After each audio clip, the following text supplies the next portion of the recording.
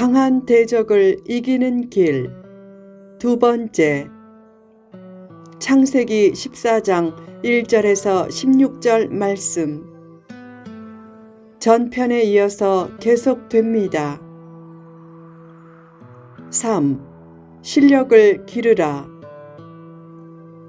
아브라함에게는 318명의 훈련된 가병들이 있었기에 신속한 전술 수행으로 그돌라오멜의 대병을 물리칠 수 있었다. 작은 힘으로 큰 힘을 이기려면 신속하게 전술을 수행할 수 있는 훈련된 사람이 필요하다. 은혜로 구원받는 것에 그치지 말고 훈련된 성도가 되어 하나님의 크신 비전을 이루라. 아무리 리더가 좋은 비전을 가지고 열심히 해도 훈련된 성도가 뒷받침되지 않으면 그 비전을 이룰 수 없다. 야곱이 7년을 수일같이 봉사했던 자세로 교회를 섬기고 맡은 분야와 세상 일터에서도 실력을 키워 치열한 생존 경쟁에서 살아남으라. 실력을 키울 때는 조용히 키우라. 만약 아브라함이 공개적으로 집 밖으로 드러내어 가병을 훈련시켰으면 수많은 공격을 불러왔을 것이다. 그러나 조용히 집에서 가병을 훈련시켰기에 결정적인 때에 사용할 수 있었다. 조용히 실력을 기르고 진짜 실력은 최대한 드러내지 말라. 실력은 드러내기 위해서 갖추는 것이 아니라 결정적인 때에 사용하려고 갖추는 것이다. 큰 힘을 가진 사람에 비해 작은 힘을 가진 사람이 가진 장점은 잘 노출되지 않는 것이다. 그래서 나는 적을 알지만 적은 나를 모르게 되기에 강한 대적도 무너뜨릴 수 있다. 열심히 기도도 하면서 열심히 실력도 기르라. 이웃과의 동맹도 중요하지만 자기에게 힘이 없으면 그 동맹은 일방적인 종속이 된다. 아브라함은 하나님의 능력과 도우심을 분명히 믿었지만 자기 가병들에게 칼과 창을 쓰는 방법도 열심히 가르쳤다. 믿음이 없어서가 아니라 책임감이 있었기 때문이다. 참된 믿음이 있는 사람은 대개 책임감도 있다. 책임감이 없는 사람은 대개 참된 믿음도 없다. 하나님을 믿는다는 것은 하나님을 시험하는 것이 아니다. 졸린데도 졸음운전을 하면서 하나님이 내 운전대를 지켜주시겠지 라고 하는 것은 하나님을 믿는 것이 아니라 시험하는 것이다. 시험이 내일인데 시험 공부는 안 하면서 하나님이 지혜 주시고 성령님이 가르쳐 주시겠지 라고 하는 것도 하나님을 믿는 것이 아니라 시험하는 것이다. 또한 땀을 흘리지 않으면서 하나님은 내 비전을 반드시 이루어 주실 거야 라고 하는 것도 하나님을 믿는 것이 아니라 시험하는 것이다. 심지 않고 거두려는 것은 하나님을 믿는 것이 아니라 시험하는 것이다. 믿음이 있으면 책임감과 땀도 있어야 한다. 힘과 실력을 조용히 기르라. 그렇게 준비하는 사람이 결정적인 순간에 승자가 된다. 문제가 터진 후 실력을 기르지 못했음을 후회하고 물에 빠진 후 수영을 배우지 못했음을 후회하면 이미 늦다. 미리 깨어 근신하고 기도하면서 힘도 기르라. 믿음이 진짜 믿음이란 증거는 그 믿음이 얼마나 자신을 준비시키느냐에 달려있다. 큰 환상을 가지면서 멍하니 천정만 바라보는 것은 믿음이 아니다. 참된 믿음은 땀을 자극한다. 영성과 땀과 실력이 겸비된 훈련된 사람이 있으면 작은 힘으로 큰 힘을 물리치고 미래를 내 것으로 만들 수 있다. 4. 지혜롭게 행동하라. 작은 힘으로 큰 힘을 물리치려면 훌륭한 전략이 필요하다. 훌륭한 전략이 어디에서 오는가? 탁월한 머리에서 오기도 하지만 대개 고급 정보에서 온다.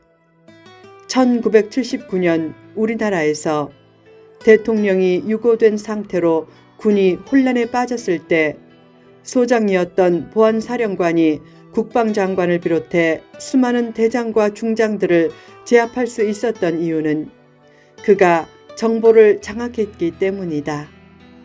정보부대 약 3,000명의 힘이 그처럼 큰 힘을 발휘한다. 기업 경영을 위해서도 가장 중요한 것 중의 하나가 정보 마인드다. 좋은 정보를 많이 습득해서 내 것으로 소화하고 그보다 나은 제품을 만드는 것은 오늘날 기업 경영의 최우선 전략이다. 고급 정보는 대부분 숨겨져 있지만 주변에 돌아다니는 정보 중에도 고급 정보로 삼을 수 있는 것이 많다. 그런 정보를 활용해 자기만의 고급 정보와 창조적인 아이디어를 만들라. 그 아이디어가 성공을 좌우할 수 있다. 현대 기업의 성패는 누가 창조적인 아이디어를 가지고 먼저 시작하는가에 달려 있다.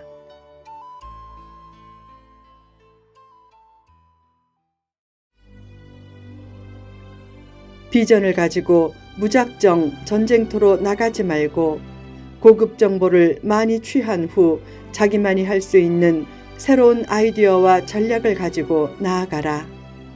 아브라함은 무작정 그돌라오멜을 정면 상대하지 않고 전략을 가지고 전쟁에 임했다. 그돌라오멜이 승리한 직후이기에 방심할 것이라고 생각해서 빠른 기동성을 가진 가병 318명을 데리고 순식간에 상당히 먼 거리인 단까지 쫓아갔다. 그돌라오멜 연합군은 누군가 순식간에 자기 뒤로 따라붙을 것이라고는 상상도 하지 못했을 것이다. 신속히 따라붙은 후에 적의 동태를 살피자 적들은 더 이상 자기들의 적수가 없다고 생각하고 아무런 경계도 취하지 않고 술에 취해 곯아떨어져 있었다. 그것을 보고 아브라함은 가신을 나누어 밤에 사방에서 그들을 갑자기 급습했다. 그러자 막강한 그돌라오멜의 4개국 연합군은 힘 한 번 쓰지 못하고 패주했다. 큰 힘을 가지고 있어도 방심하면 작은 힘에게 무너지지만 작은 힘을 가지고 있어도 철저히 준비하고 하나님의 지혜와 전략을 앞세워 나아가면 큰 힘을 이길 수 있다. 가슴은 하나님의 비전으로 채우고 머리는 하나님의 지혜로 채우라. 지혜는 고린도전서 12장에 나오는 성령의 9가지 은사 중에 가장 먼저 나오는 것이다. 성령 충만이란 믿음으로 라는 말과 적극적인 행동만 충만한 것이 아니라 지혜가 충만한 것이다. 지혜롭게 행동하면 일당백의 역할을 할 수 있고 작은 힘으로도 큰 힘을 제압할 수 있다. 비전을 품고 엎드리라. 하나님께 성공의 지혜를 구하라. 무작정 성공을 달라고 기도하지 말고 지혜를 달라고 기도하면 하나님이 주실 것이다. 지금은 아이디어로 싸움하는 시대다. 하나님께 거룩한 아이디어를 달라고 기도하라. 제게 평생의 자금줄이 될 수 있는 번뜩이는 아이디어를 주시고 그 아이디어를 활용해 선교와 구제의 큰 손이 되게 하소서. 거룩한 선교 비전을 품고 엎드리면 하나님이 선교의 큰 손이 될 수 있는 지혜를 주실 것이다. 오래전에 필자의 선교 사역을 위해 수년 동안 매달 상당한 재정을 헌금했던 성도가 있었다. 어느 날 그가 말했다. 목사님, 요즘 사업이 어려워져서 연말까지만 선교 헌금을 하고 더 이상 못할 것 같습니다. 죄송합니다. 그때부터 필자는 기도했다. 이 상황에서도 하나님의 선하신 뜻이 있는 줄 믿습니다. 지혜를 주셔서 지금의 재정 문제를 극복할 수 있는 길을 열어주시고 창조적인 지혜와 아이디어를 주소서. 그렇게 기도하는 중에 하나님이 미션 퍼블릭 출판 사역을 시작하게 하셨다. 그때 목사가 출판사를 운영하는 것에 대해 사람들이 어떻게 생각할까 염려했지만 한 사람만이 선교한다면서 그게 뭡니까? 변질되었군요. 라고 했다. 반면에 대부분의 목사들은 격려해 주었다. 앞으로도 요사민족 선교회의 문서 선교 사역을 위해 더욱 기도해 드리겠습니다. 그런 반응을 보면서 감사를 가르치는 목사님들이라 확실히 다르구나 하고 감격했었다. 나만이 할 수 있고 내가 처음 시도하는 특출한 아이디어를 통해 재정적인 역량을 키워서 지금보다 더 많이 선교함으로 선교 사역자의 수고를 덜어주라.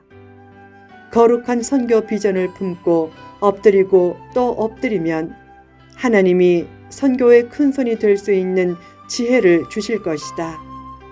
연약한 나를 통해서도 큰 역사가 이루어질 수 있다고 믿으라. 같이 기도하고 같이 준비하고 같이 하나님의 지혜를 구하며 나아가면 된다. 지금 현재 가진 힘은 작아도 그 힘으로 큰 힘을 이기는 데 필요한 요소를 힘써 구비해서 나머지 인생을 더욱 알차고 복되게 만들라.